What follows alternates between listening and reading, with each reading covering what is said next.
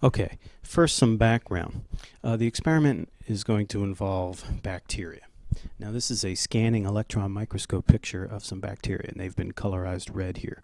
So these are single-celled organisms. They're the smallest cells on Earth. Very simple. They do not have a nucleus, but they have a membrane and sometimes a cell wall, and they have DNA in them and cytoplasm and so on, all the basic characteristics of the cell.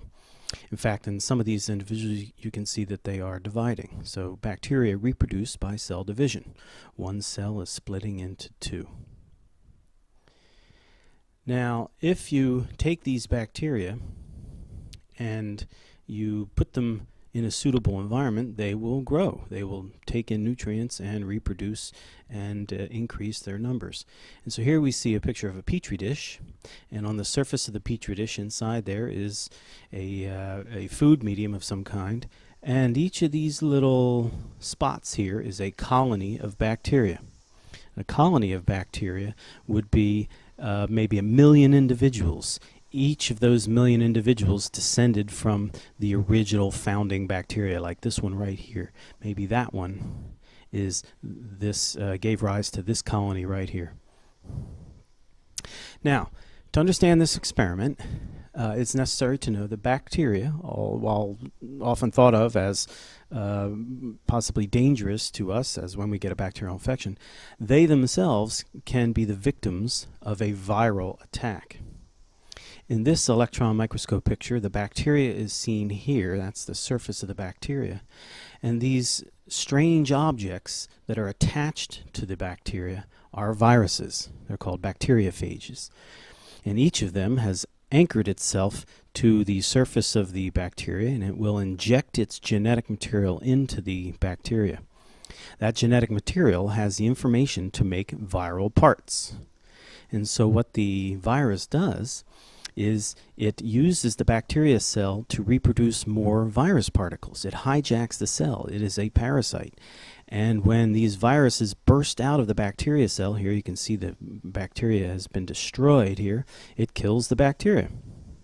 These new virus particles can go on to infect other bacteria cells.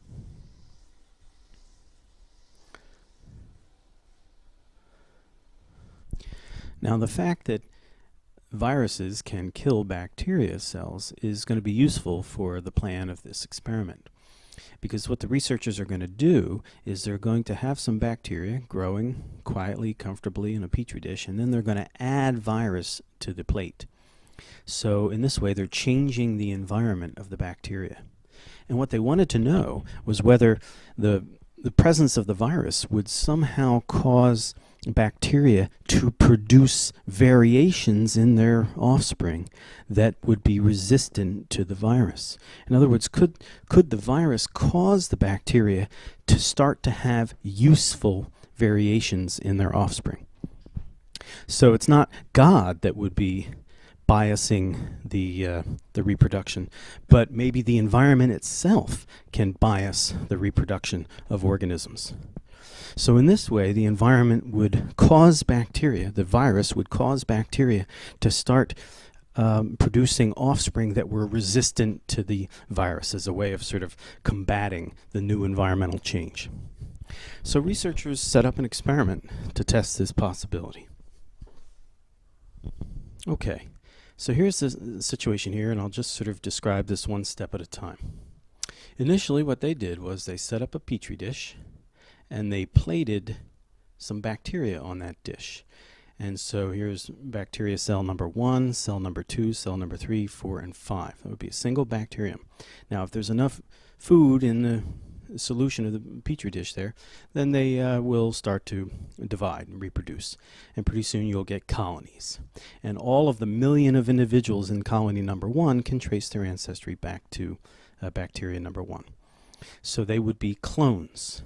However, if during reproduction, if there's any change, if there's new variation introduced, then there will be some variation in individuals of that colony. But since there are only a few generations to make 1 million individuals, the chances of there being too many new mutations would be small for this little colony. However, it is likely that colony number 1 is different from colony number 2 because bacteria number 1 and bacteria number 2 may have already some genetic differences. So we should expect that all the individuals in colony 1 are pretty much clones, identical individuals genetically, but that colonies 1, 2, 3, 4, and 5 might show some variation because bacteria cells 1, 2, 3, 4, and 5 might have been a little different to begin with. All right, so here we go. We've got a petri dish with 5 colonies of bacteria. Then what they do is they make a duplicate plate, and they do that by pressing a piece of felt onto the surface of this plate, and that will lift up a few individuals from each colony but preserve their spatial location. Then they take that felt and press it down onto a fresh new petri dish, and so you reestablish colonies of bacteria. So these 5 colonies should be clones of those 5 colonies. So we have a duplicate plate. Now, the next step. At this point, they add the virus. The very virus that can destroy bacteria by attaching to its surface and injecting its genetic material and hijacking the cell to produce more virus that kills the bacteria. So they add virus and they watch what happens. Sure enough, colonies 1, 3, 4, and 5 were destroyed by the virus. Dead colonies. But in this case, it happens that colony number 2 survived. So somehow, colony number 2, those individual bacteria cells, had some trait, and now we can call this an adaptation, because that trait allowed them to survive in the presence of the virus. That was an adaptive trait. So the question here, critically, was, did the virus itself cause colony number 2 to become resistant to the virus? Or was colony number 2 already resistant to the virus before they even added the virus? Those are the 2 possibilities. That's what's at issue here. Can the new environment cause useful adaptations to occur? Or is the environment simply selecting useful traits from populations that already had differences in traits? Well, to get at that question, what they did was they went back to the original plate and they added the same virus to the original plate. Remember, that's a copy then. The duplicate plate is a copy of the original plate. And when they add the virus to the original plate, sure enough, what they found was colonies 1, 3, 4, and 5 were destroyed. Colony 2 survived. Now, if you do this once, you might say, well, that could be a coincidence. It could be that the virus happened to change colony 2 to become resistant down here and happened to do it over here as well. But they repeated this process many times, and they found the same thing. If it was colony 2 that survived here on the duplicate plate, colony 2 survived on the original plate. If it was colony 1 that survived on the duplicate plate, it was colony 1 that survived on the original plate. If it was colony 5 that survived on the duplicate plate, it was colony 5 on the original plate that survived. In other words, it was always the same colony that survived. For those researchers, the most likely explanation was that the colony that survived here on the duplicate plate was already resistant to the virus. And so since it was already resistant to the virus, that same colony on the original plate would also be resistant to the virus. And so when you add virus, it's the same colony that will survive. Now, to really see the reasoning behind this, think about the alternate possibility that the virus would be causing a colony to become resistant. So let's go back to, let's take a look at these plates here. So here's the duplicate. Let's say this colony right here was resistant to the virus on the duplicate plate. Now, if the virus caused that colony to become resistant, then you might expect that on another day, when you do this experiment, the virus might have caused a different colony to become resistant. But on this particular day, it caused this colony right here to become resistant. So when we take the virus and put it back on the original plate, we might expect that the virus might turn some other colony into a resistant colony. But no, the virus seem to be unable to destroy the very same colony as was on the duplicate plate.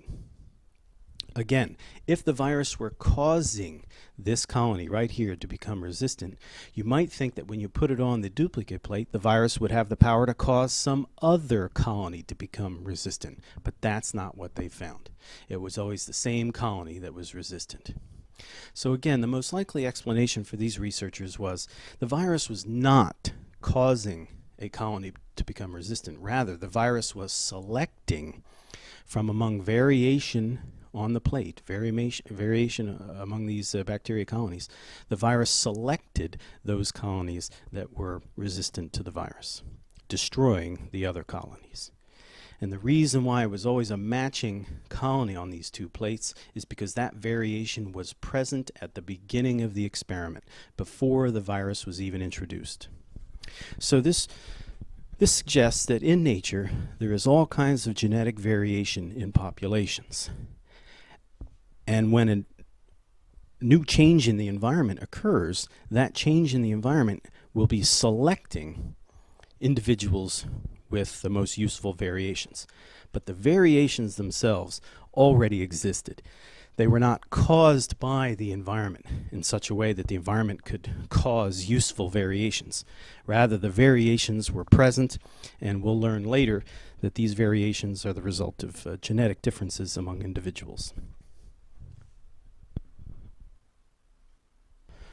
So this experiment gave support to the idea that neither a divine influence or the environment is shaping the kinds of variation produced in a population. Biologists argue that these variations are randomly produced, creating individuals, many of which are like their parents, but some of which are better adapted to the environment and some of which are worse adapted to the environment. And it's the environment that selects individuals in this random population. The environment does not cause useful traits.